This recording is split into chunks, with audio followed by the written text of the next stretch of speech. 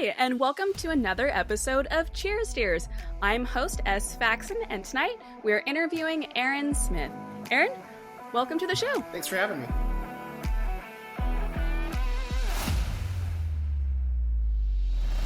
Now, Aaron, we met via the Horror Writing Association via Facebook, which is how many of my connections have been made this year. And it's just so incredible. We were talking a little bit before in the green room about how technology has brought us all closer together and being able to meet so many different people in all sorts of new and amazing ways. And before we really get into that, could you please tell us a bit more about you and your writing? Well, I write a little bit of everything. My main area is urban fantasy, but I also do some horror writing association, which befits where we met. And I even have a few short stories of mystery and some suspense. But my day job, I'm a divorce lawyer, which probably tells about the horrors of my life. And when I'm not divorce lawyering or writing, I hang out with my wife and my son up in North San Diego County. Very nice. And it's funny how so many of us have to have or find writing as an escape from our 9 to 5s or whatever our workday entails. And do you find that writing kind of becomes your escape? Oh, definitely. People are like, oh, you must have the best stories to write about from divorce court. I said, I will never write about them because then that means I'm taking them home with me. They stay in the office. They stay in the office in the courtroom. I don't have to worry about encountering Nephilim or demons on the street. I do occasionally run into opposing parties sometimes. So that's where the writing comes in handy, right? It helps us to just get out of the messiness of whatever our jobs or life brings us. And is that why those genres appeal to you, because they're so disconnected from reality? I think it's that, and they're honestly what I like to read. And so as a reader, I read excellent books, but I'm like, this could have been done that way. Maybe I've got a different idea for a different play on this. And so I get to kind of make it my own, and it's just fun because I do get to deal with reality, but I get a different spin on reality. I'm playing with a series of books in a multiverse, and it's set in a world that's ours adjacent because there are large companies and such who can't sue me if I don't use their names and use an analog for them, because what large tech company is going to say, no, I'm the social media company that's totally using your personal data to figure out the best people to sell to the monsters to eat. So I can... Yeah, no one's going to raise their hand for that. Yeah. Although I may give them an idea for a new spinoff of their corporation, but... So, Aaron, part of this podcast is to talk about what our signature beverages are, our go-to drink while we write, or something we recommend our readers sip while they enjoy our works. And might I ask, what is your signature beverage? The majority of the time, it would be either Basil Hayden or Woodford Reserve bourbon, and if one can find it, Blanton's. But that's just in general. Different stories get different moods, and I know the story we're going to talk about tonight, the folks drinking it are whiskey people, and so I would go a different route with that. And I've got some stories where my character's fighting some Russian supernatural intelligence agencies, and the enemy there wouldn't be caught dead if they weren't drinking their vodka, and lots of it, because their livers can heal a lot better than ours. Wow, that's an interesting superpower. You never really think about that with Wolverine. He gets to have all the fun because he's not going to get cancer from his cigars or any kind of cirrhosis. So that's a benefit of being a mutant, right? I mean, that's kind of a good thing. I'd risk Sentinels for that. So, Aaron, That's pretty cool. I love that you have different beverages for different stories. I'm the same way, where I have my initial go to, or if it's just an evening, but if I'm going to sit down and write, each story has a different flavor to it. And it is interesting how, and I was writing a scene today for a short story I'm working on, and they're in a pub, but it's a very old pub, and so they're all drinking out of horns. And I was like, I need like a really good wheat beer right now. And of course, it was 9 in the morning, so I didn't go for that. But it was it's just so interesting how our stories kind of inspire what we're drinking, and sometimes it's the other way around as well. Oh, definitely. I know my first drafts all have a coffee flavor because I get a lot of my initial writing done on my exercise bike in the mornings, working off Microsoft Word on my phone.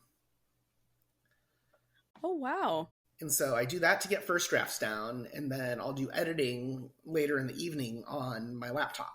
I'm so impressed you can write on your phone. That is, I couldn't do that to save my life. It took a lot of work to get to it. Although my grand plan was doing this early in the morning before my family would wake up. But my son's 4, and I think he's taken that as a personal challenge because he's getting up earlier and earlier. So now we're kind of in an arms race of when we wake up, and I think the other one wins when the other one just doesn't get to sleep. It's an unfair battle. Oh no, because it's socially acceptable for him to nap. That is true.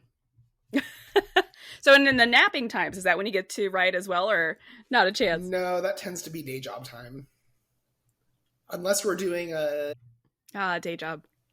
Yeah, although I was just laughing because I was just able to email somebody to start building me a writer website because I can't do that. I've tried the free platforms and it still doesn't work. So it's one of my professors put it really well in law school. We were there to learn to practice law, to earn enough money to quit practicing law. Yeah, it's interesting how when we're developing the idea of becoming a writer or looking into the world of writing or starting to write, we don't really think about all the marketing side that has to happen. You know, the website, the social media, the newsletters, the interviews, and all the different ways we have to put our selves out there because all we want to do is sit down and write. Oh, yeah. And it goes for that for me because I'm looking probably when I'm looking to put my novels out, I'm probably looking at going the indie route. So I will be doing all of that, which is kind of daunting. But since I run my own business now, it's a little less so. It's very much like running. It is. It's a small business. And I'm someone who took the indie route. And I did try to query for years. And I was like, I'm wasting my time doing this. This is silly. And especially as the indie world has developed so much in the last few years, it's evolved into this. I don't want to say easy because that is not the right word at all. But it's a very achievable goal now where it didn't used to be. It used to cost so much money and it was insane. And there was this old adage that was something to the effect of, well, you'll be published if you've been published before. And so we're now able to do so much on our own, from contracting out book cover designers to finding a printing house or getting somebody else to do the ebook layout. This world of writing is so much more accessible now than it used to be. Oh, it blows me away from when I was really getting serious about writing when I was in college and just graduated from college. Self-publishing had a stigma to it. And now it's a good business plan. And just the technology and the support that's out there for it, I think is really helpful and makes it less daunting because I know there are aspects of it that I would have no hope to.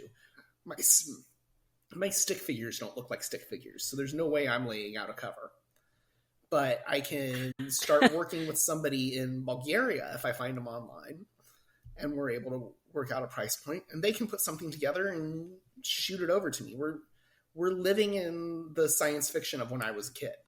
Yeah, it's really true. It's so incredible, and there's so many different ways you can find people too. And I think one of the best ways to do that is just reaching out within your own social network and being like, hey, is there anybody who knows this or this? And then you can go by recommendation and word of mouth, which is huge. I've known quite a few authors who've fallen into bad pitfalls of, oh, they had 400 5-star reviews on Fiverr or what have you, not to bash on Fiverr or anything, but just to use a platform where you can find somebody with different services, but they end up getting a bad deal. And so one of my tips is always just to check around for, ask for a portfolio or whatever it is to kind of get an idea of who you're working with. Because, like what you said, it's a business and you're really trusting your product in the hands of other people. Oh yeah, I made that mistake when I was a much younger writer. And again, I didn't have the writing community that I have now to learn that it was a terrible mistake. One is I was trying a children's book story. That one, you don't get your own illustrator. I didn't know that. I hired an illustrator, paid a fair amount of money, and the product was not great. And when I went back for edits, they ended up just ghosting me. And this can be the dark side of finding your person in Bulgaria, or in this case, Colorado. I started having to do the return on investment on filing a small claim suit against somebody in a different state and tracking that money. And I just ended up decided that was a payment for a lesson learned. But the lesson was be really careful who I contract with, get good recommendations. And again, to your point, it's what I would advise somebody in my business. If I'm hiring an expert, the first thing I do is start asking my colleagues, have you heard of this person? Are they any good? Yeah, and word of mouth is crucial. And it seems sort of old fashioned, but it really is and can be life saving, or certainly money saving in many regards. Oh, definitely. And I think that's why authors have to be very careful too to protect and cultivate their recommendations. I like Jonathan Mayberry at the Writers Coffee House. I like his it's not a business model, it's just kind of a model of how he views the industry. Is the more good writers there are out there, the more readers will attract, and so hopefully we're all sharing a bigger pie. And although I kind of I kind of disagree with where he says we're not competitors, we are, and that's not a bad thing. Competition isn't bad because it spurs us on, and you can make smart business decisions, like not dropping your book when a giant in the industry is going to drop theirs, like movies counter program each other. But the overall vision of writers helping each other, I think, is a good thing. And I think that, again, like you say, with the digital communities we have now is incredibly helpful. The web designer I have is from the Superstars writing seminar that I used to go to before COVID wiped everything out. And then I was able to find the web designer from there, and he came very highly recommended from several people. So, Aaron, tell us a little bit more about your stories. Are there any in particular you'd like to highlight tonight? Yeah. The one that I was thinking of is a little thing called agency cost. And I joke because I said I don't like to take the family law world home with me.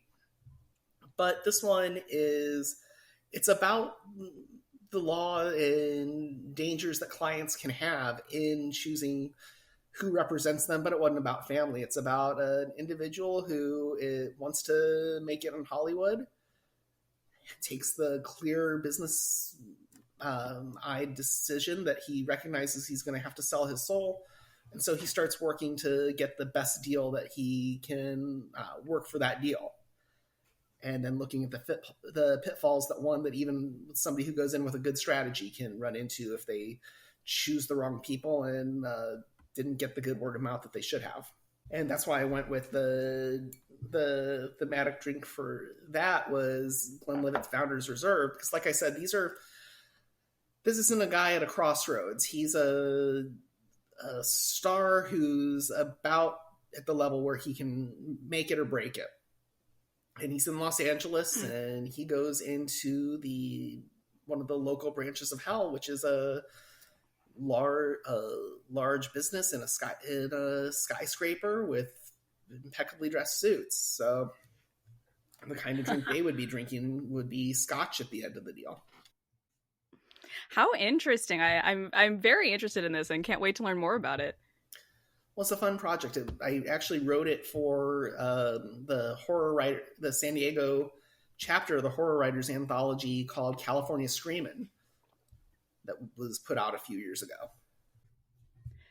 Have you found that being a part of those different groups have really helped? I know we kind of talked about this before, but what impact do you think those writing groups have really had on you as a writer? I think they've helped because I've noticed this because I've been so busy with my day job. And again, I can't complain because it's what feeds my wife and kid and gives me the money to hire a web designer. But I've had less time for my writing. But when I do go into the groups, even if it's on a virtual basis, I'm energized and I'm more productive. And I've never done anything to spend the time to study it quantitatively, but I know, and I would lay a large sum of money that if I did study it quantitatively, that I could show my improvement in my quality and my amount of output. And it's great because I find people who will read my stuff and they're not bloodkin, so they're willing to be a little bit more honest.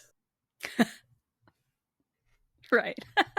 Although sometimes you do get some interesting feedback. I once wrote a story and it featured Bass Reeves. And one of the people says,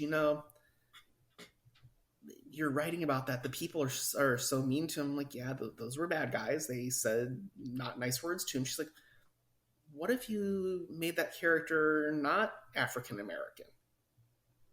And about half of us just kind of looked. I'm like, he was a real person. He was the inspiration for the Lone Ranger. Mm-hmm. And I think that goes to something else that comes up a lot at the Writers Coffee House, and HWA is feedback is good, but you have to, it's a skill in and of itself to learn what's good feedback and what's not, and to be able to incorporate the good and figure out what's not so good and be able to move on from that. Right. I totally agree with that. And we've all had feedback from reputable people or people that we'd put a lot of trust in. And it's not always the best fitting for the story that we're trying to put out. And one of the recommendations, I got really bad advice for my first book. And I didn't know, because it was my first book, to use beta readers within my genre. That didn't dawn on me. I was just like, man, they're readers and they read a lot. This has to be fine. But, it really helps to have, at the very least, somebody within who's familiar with your genre. So they'd be able to tell you, like, yeah, this makes sense and this trope is fine. Or, ooh, maybe we should steer away from that. Yeah, I remember my first draft of a first book, which was, as it sounds, as awful as it sounds. But one of my readers was pointing things out, and I'm like, oh, Lord, he's never read anything in this genre because he's not understanding why these things are happening and why this would make sense.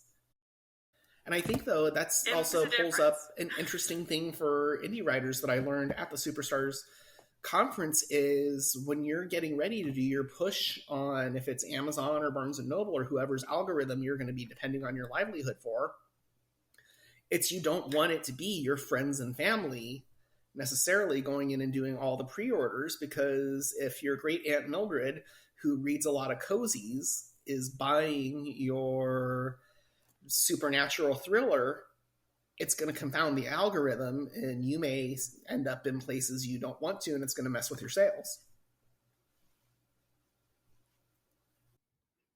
That's an excellent point, because they've been searching for this, and then all of a sudden they're searching for this. Amazon's not going to know what to do with that person and how to influence all sorts of different things. So that's interesting. I hadn't thought of that. No, I know for a while before I learned that you could have separate Amazon accounts in a household. My girlfriend, who's now my wife, and I shared the same account for Amazon Prime. And we got some really interesting recommendations that tried to make sense of her purchases and mine. They didn't know what to do with you. No, and now we actually do all just, we're lazy and we share the same profile for Netflix. So now it's the two of us and a 4-year-old. And so we get whatever the unholy mashup of Narcos, Virgin River, and the Jurassic Park Lego movie is. Yeah, my boyfriend can always tell when I've been watching on his Netflix because I watch so many true crime shows, and he's not into that at all. So every now and then he'll open up his Netflix and he's like, "What the heck is this?" And it's just all the true crime recommendations. Like, oh, I wasn't on my profile. Right here. This is how we know. Well, it's funny because my pre-COVID expansion of my office, it was just myself and my sister was my admin, and she had a big screen TV in her part of the office that she'd watch Netflix on, and I'd come out and be too lazy to switch it to my account, and I'd watch my stuff, or my kid would come in with me and we'd turn stuff on from him, and she is like, how did I get Coco Melon on my suggestions? So speaking of, different shows that we like, are there any particular books that you've read that really stick out as ones that have influenced you as a writer? Jim Butcher's Dresden File, and I think that's going to be the touchstone to a lot of people who write in urban fantasies because they're just so damn good. And it's one of those things where you have to watch yourself. No, I'm not writing my version of Harry Dresden. I've got to not do that. And another good one is Craig Schaefer, and I like how he's built a multiverse with his Daniel Faust, Harmony Black, and then he's created a epic fantasy world that he mixes into his metaverse and a few other things. And he does it really well. He's kind of under the radar. His books are on Kindle Unlimited, and he's one of the authors that I keep my subscription to Kindle Unlimited for him. Because I definitely want to get his new stuff when it comes out. But it's the way he created a multiverse, because that's what I'm trying to do. And so he's shown it can be done. He shows it can be done pretty well. That's great. And those are great authors to glean from. And it's so fun.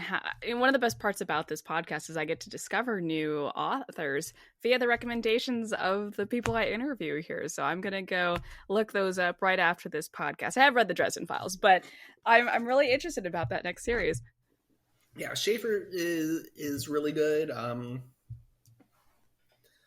really enjoy his stuff. And just what I really enjoy is Daniel Faust is a con man come petty thug in his books. Harmony Black in the same universe is essentially working for the X-Files, that she's part of the supernatural wing of the FBI and hers, and it's two very different characters written very well with their both having their own great voices, and it works incredibly well. Do you have any final thoughts or tips or recommendations for other authors out there? Right. It's a muscle. And I can speak from experience. I know when the muscle's getting flabby. And even if it's just world building or things of that nature, getting words on the page, because it's like going to the gym or not going to the gym. It's much easier to not do it than to do it. So it's better to get yourself into the habit of doing it. And hopefully, like at the gym, hopefully you're improving with time. Excellent suggestion. I that is gold. It's so true. If we let our pens get dusty or our keyboards get dusty, it's hard to clean it all up and get started again. It really is true, just to write every day or as best you can and make it a habit. And watch out for 4-year-olds, because they'll show up at the least expected times when you're trying to write. Well, Aaron, where can the people find you? Right now, I'm mainly on Facebook and Twitter. My Twitter handle is Aaron C. Smith 1, and my Facebook is Aaron C. Smith Author. I'm having my website built out, so I look forward to the triumphant rollout of that when that gets done. And I'll be sure to share that on my social media too once that happens, so we can announce that to our Cheers Dears listeners. And Aaron, thank you so much for coming here tonight. This was absolutely lovely. Well, thank you for inviting me to come on. It's been a pleasure. A huge thank you goes to my sponsors, Salbomb and Don W. And to see how you can help support this podcast, head on over to buymeacoffee.com/sfaxon.